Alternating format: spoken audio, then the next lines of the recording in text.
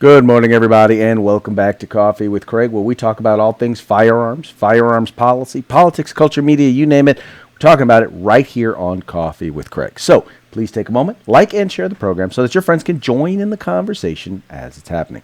Also, make sure you subscribe to our YouTube channel, follow us on Facebook, and in both cases, make sure you hit the notification button. And oh, by the way, for those of you who aren't Facebook people, make sure you also hit us up on Instagram. So all of the action alerts, all the things that we're doing, all the ways in which we work to help you and make it easy for you to get involved. If you're not looking at it on Facebook, make sure you check it out on Instagram because we're posting the stuff there as well. Also, please take a point. Visit fpcgear.com. That's fpcgear.com. It is the place to go to find all sorts of cool Pro 2A swag. T-shirts, coffee mugs, hoodies, you name it. You'll find it right there at fpcgear.com. And the best part about it is every dollar that you spend goes right back into the fight for a right to keep and bear arms. So you can support the Second Amendment and you can look good doing it. That's fpcgear.com. All right, so you guys know about a week ago, actually September 25th, there was a hearing in the House of Representatives specifically speaking to the assault weapons ban. It was a 4+ hour long hearing, and there was a whole lot of stuff. And I don't know about you, but not many people can have the time to actually sit down and watch an entire 4-hour long hearing. Well, most of us except for maybe me. So that's what I did. What I did was I decided I was going to go down and I was going to break down this hearing, not just because this hearing in particular was so vital or so valuable, because quite frankly, nothing really, no policy came out of it per se. But what was interesting is that they lay out their entire argument, and you get a chance to really see the truth next to lies.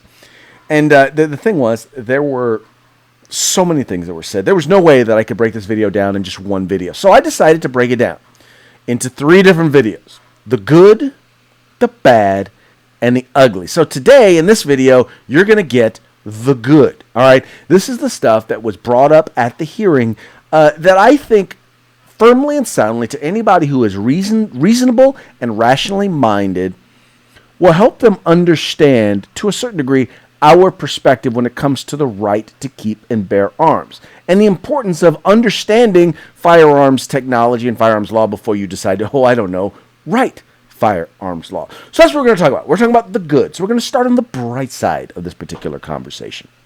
So we're going to start here with a particular clip. Now, the vice chairman of the committee is Representative Collins. He's the ranking member on this particular committee, and he did a good job, in particular, starting off, kind of laying a foundation for some of our concerns regarding having this discussion. Check out what he had to say.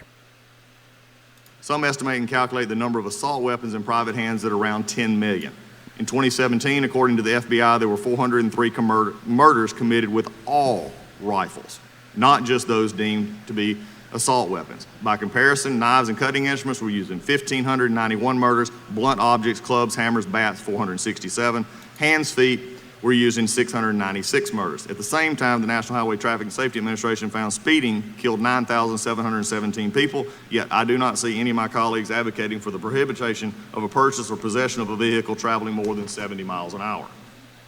All right, so to start, what he's talking about here is once again laying the foundation, the understanding that, look, you're wanting to deal with what you're calling a public health crisis. Yet and still, there are many, many, many, many, many more things, items out there, situations out there that are more deadly than these particular firearms, than the firearms that you're looking to ban in this particular assault weapons ban. He's pointing out that they're not used in crimes. He's pointing out that there are other items that are far more likely to cause an individual to lose their life than these particular firearms. So he's once again. So I really think he kind of nails it in terms of just helping people to initially understand. Now, that wasn't his entire opening statement. I just once again, I know you guys, if you want to, you can go watch the entire 4 hours. But I just wanted to kind of help you to understand the foundation of the argument. We're talking about an item that is responsible in less than 3%, less than 3%, long guns as a whole are responsible for less than 3% of deaths, all firearm deaths, let alone all deaths, period. All right. Now, probably the person that was heard from the most on the positive side was a representative from the Heritage Foundation, Miss Amy Swearer. And she actually did a very good job of trying to help people understand that there's number one, what the law is. Number two, really help understand and lay out the fact that there are a lot of misconceptions and lack of understanding when it comes to having this discussion. So when we're going to have this discussion, don't you think that people ought to be able to know and understand exactly what they're talking about when they're having it? And that's kind of her main point here. Just as doctors can only recommend an effective treatment plan if they first form a correct diagnosis based on accurate assessment of the symptoms, policy analysts and policy makers must have an accurate understanding of the societal problems they are seeking to combat. Unfortunately, too many policymakers appear completely uninformed about basic factual realities related to guns and gun violence. Don't misunderstand me. We all want safer communities, but the characteristics distinguishing so-called assault weapons from non-assault weapons are not factors like caliber, lethality, or rate of fire. Proposals to ban scary-looking features like barrel shrouds or pistol grips are, for all intents and purposes, proposals to force law-abiding citizens to own guns that are harder for them to handle, harder to fire accurately, and more likely to cause them injuries, even when they are being used for lawful purposes. So the point that she's making here is that these are items that simply make a firearm easier to use for an individual, for a person who's seeking to defend themselves. They do not affect the lethality of a firearm. And I think I think is a key thing that we point out, that we make sure is pointed out in this particular discussion, that these folks just don't seem to want to get, is that what you're saying is you just simply want to ban scary guns. She continues. Moreover, semi-automatic rifles are not a meaningful driving factor behind rates of gun violence. 2/3 of gun deaths in this country are suicides, where the type of firearm is essentially irrelevant. With respect to gun crimes, over 90% are committed with handguns. Rifles of any kind are definitively used in only 3 to 4% of gun homicides every year, and an American citizen is 4 times as likely to be stabbed to death than they are to be shot to death with a rifle of any kind.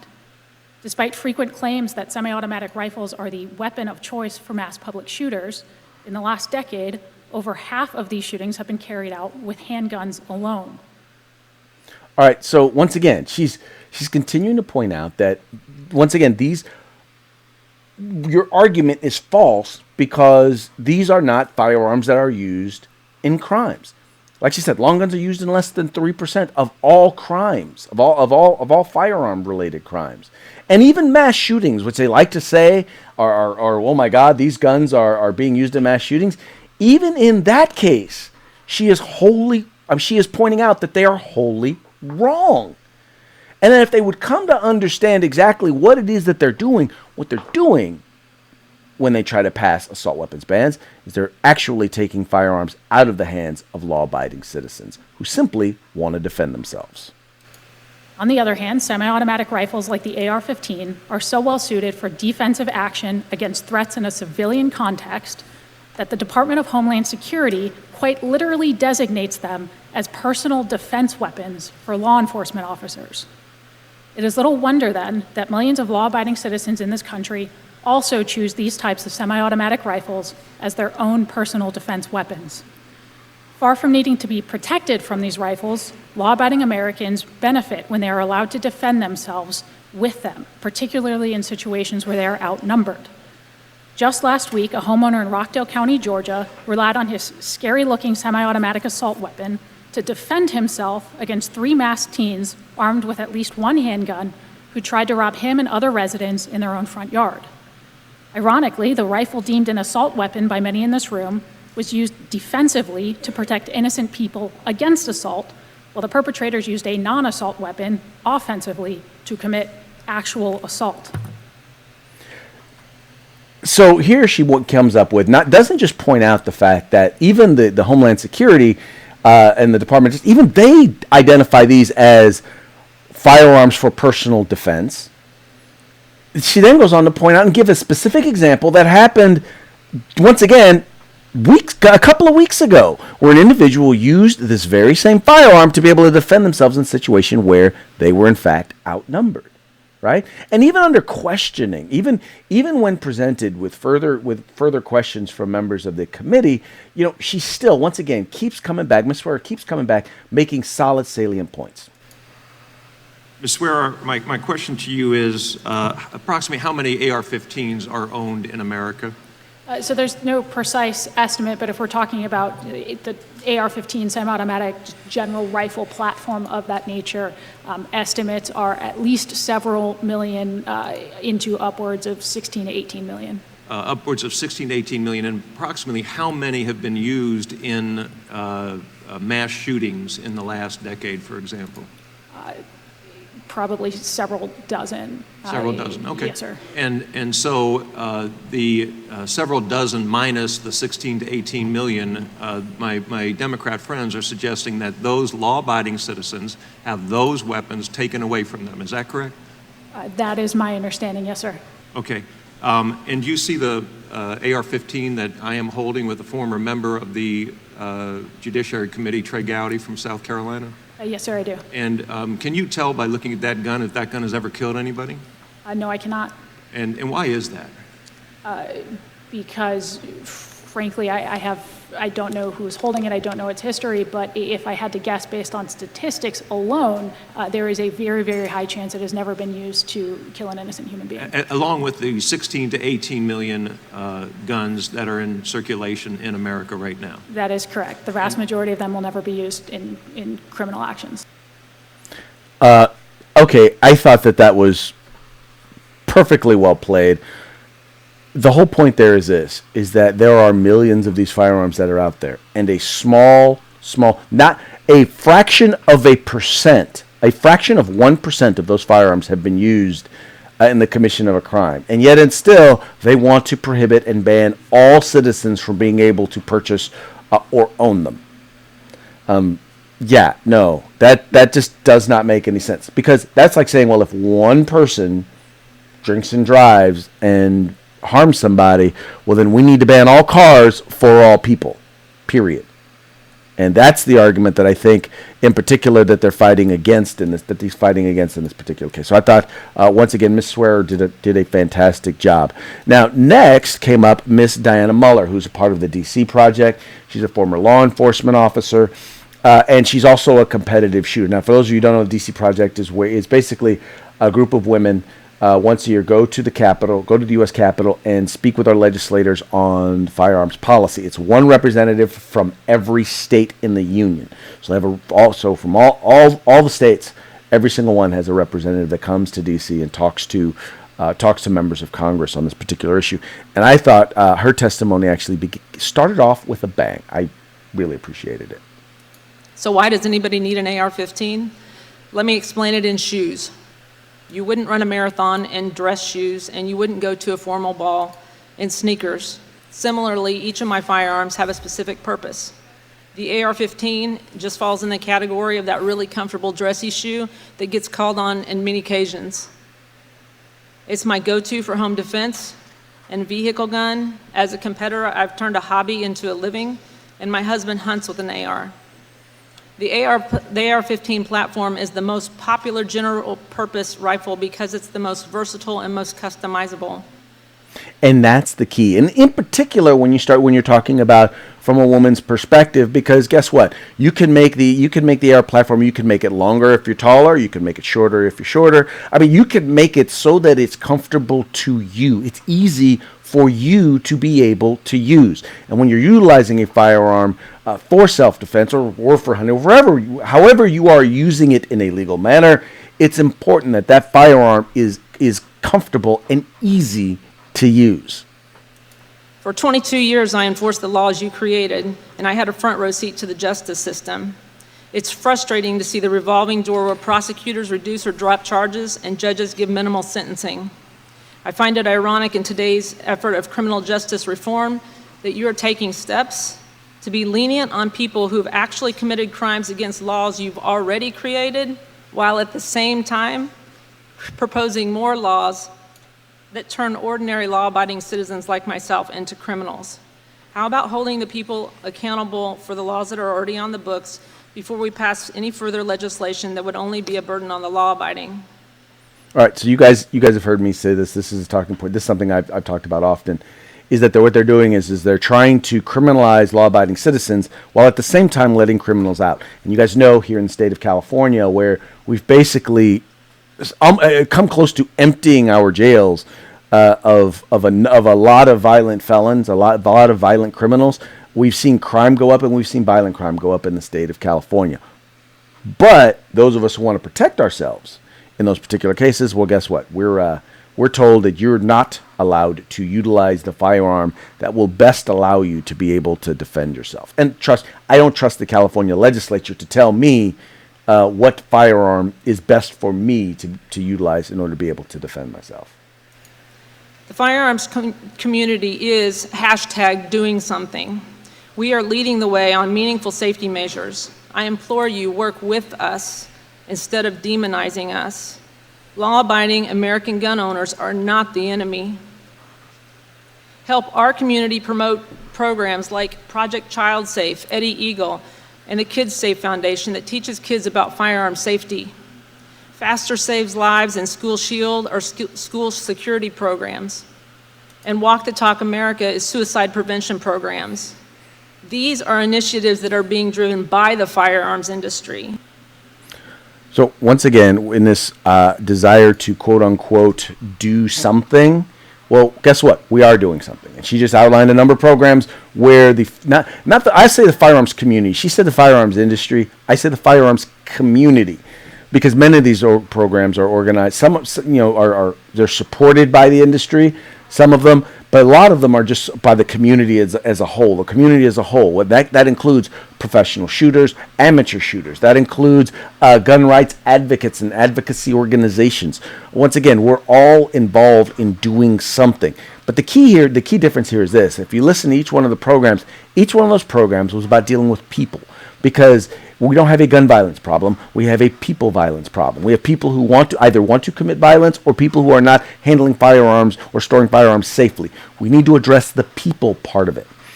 And the way in which you do that is by providing information, providing education, providing assistance, and making people feel okay to address the issues and the concerns that they have.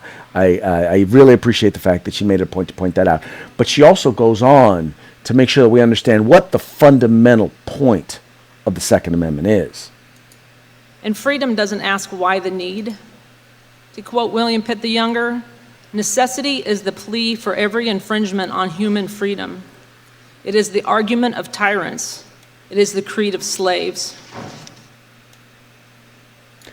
Exactly. So in other words, what she's saying here, quite frankly, is she's pointing out the fact that this is about the Second Amendment. And anytime someone comes to you and tells you this is about what you need, then what they're trying to say is you don't need it.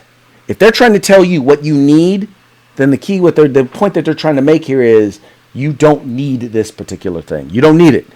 And I promise you that if this assault weapons ban goes through, then they're going to expand what the definition of an assault weapon is. Because as is clearly in this hearing pointed out, functionally there's very little difference between a semi-automatic handgun and a semi-automatic long gun. So once they get semi-automatic long guns, they're going to come after semi-automatic handguns. And then after they do that, they're going to come after revolvers. And after they do that, they're going to keep coming until they have eventually banned all firearms.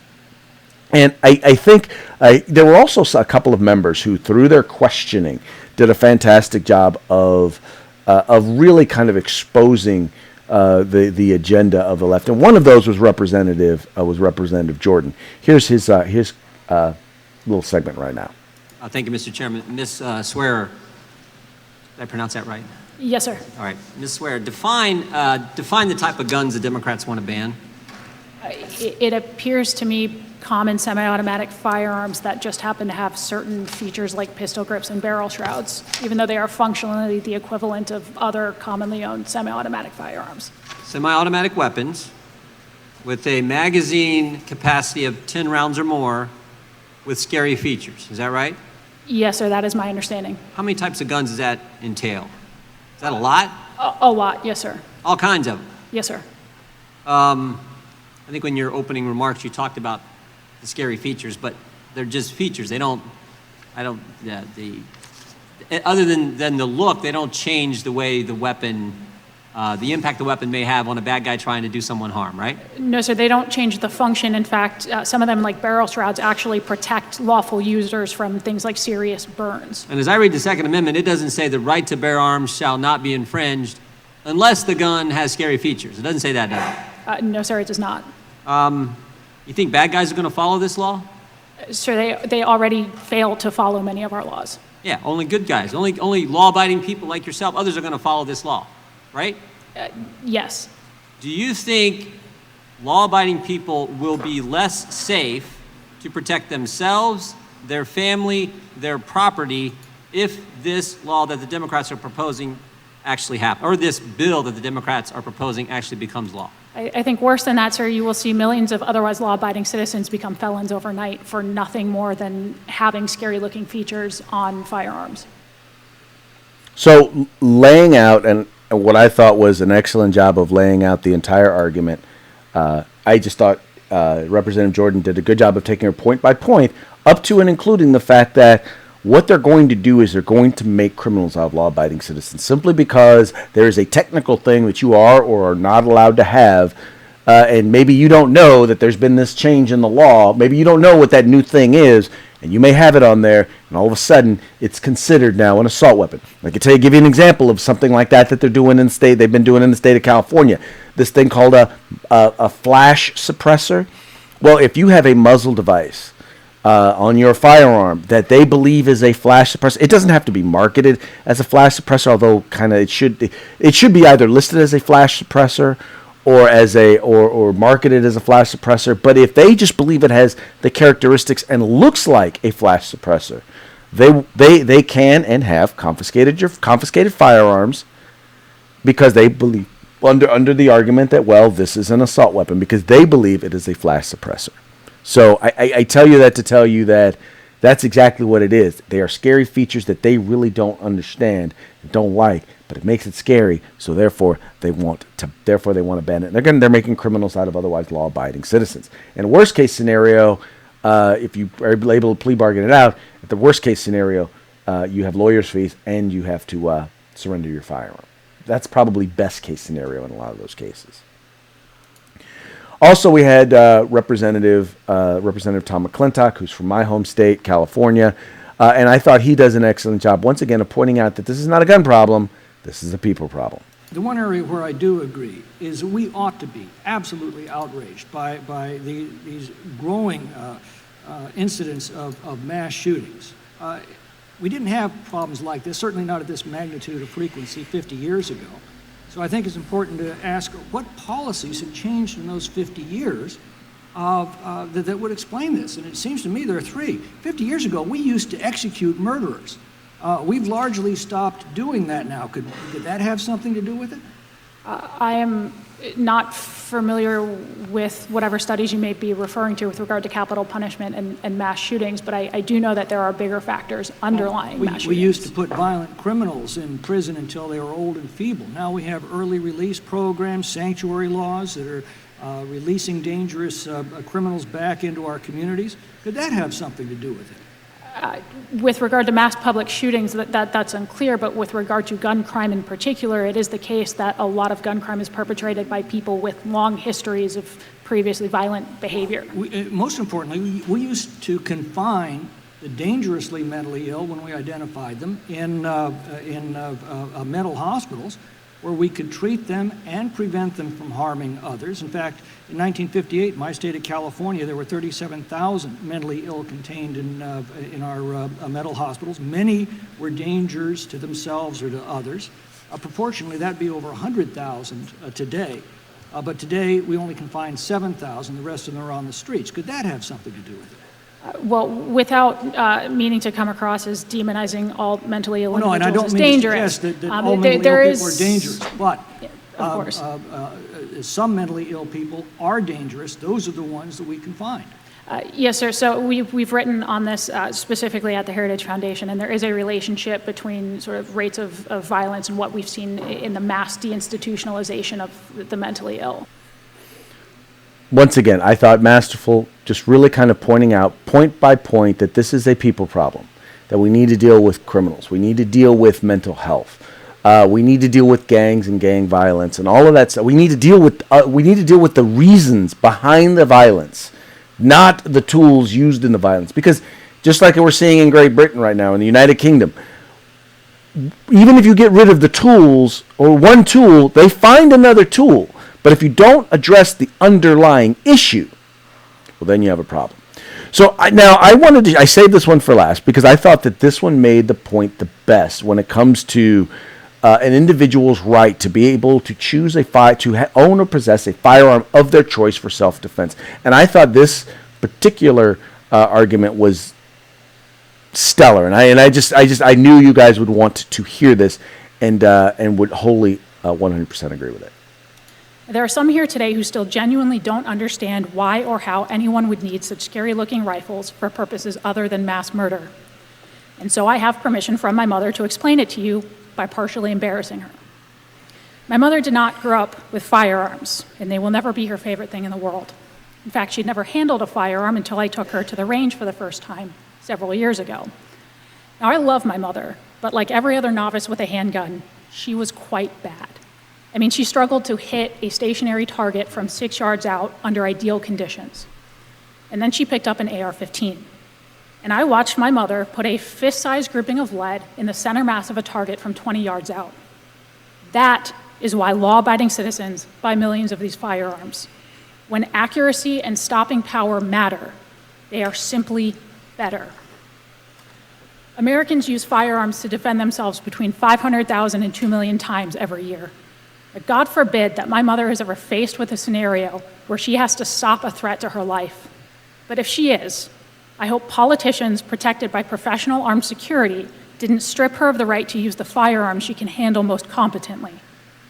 Frankly, I hope she has in her hands the scariest looking assault weapon she can find, so that we can both be confident in her ability to end the threat.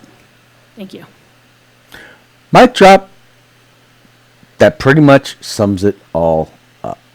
Anyway, folks, that's going to be it for today's Coffee with Craig. This is the first installment. This is the good.